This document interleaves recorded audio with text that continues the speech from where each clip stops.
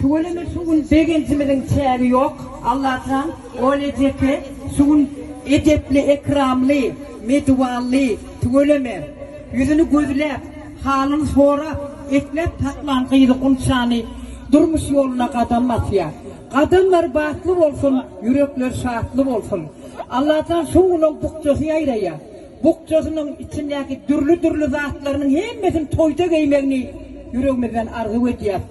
Bahtlı olsun çam, hal murat bilen ömürlük olacakta garratın.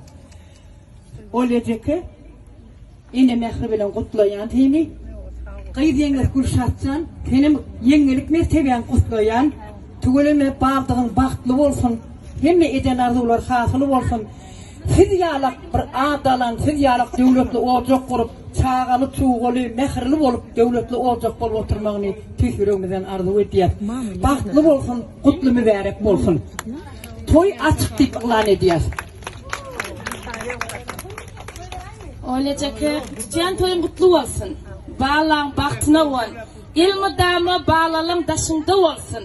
Gülşatcan gelinin filmilen ilmi damı sırdaş olsun. Ol sen gelinin del bize gurrun veriyan ha. Ol men mehrivan kıydım deyip gurrun veriyan. Cantay ödünüp öd bağlalım da dayletirsin Gülşatcan ki Allah can mıdama kafinizde toy olsun. Gece yay günni yay eceler olsa yanımda yüreği madam incal yaray kahvem olsa yanımda hiç kim yetmez denine vak işim madam oyna kırmayan gülşadım donina vak eceler olsa yanımda ay Allah Allah mehremay Allah'ın etimcan ay sakı bir dertlerken ayrılsakın gelme yarınçam kahveler olsa yanımda ay Allah Allah edin ayşi emmol ya şatlık bari cemmol ya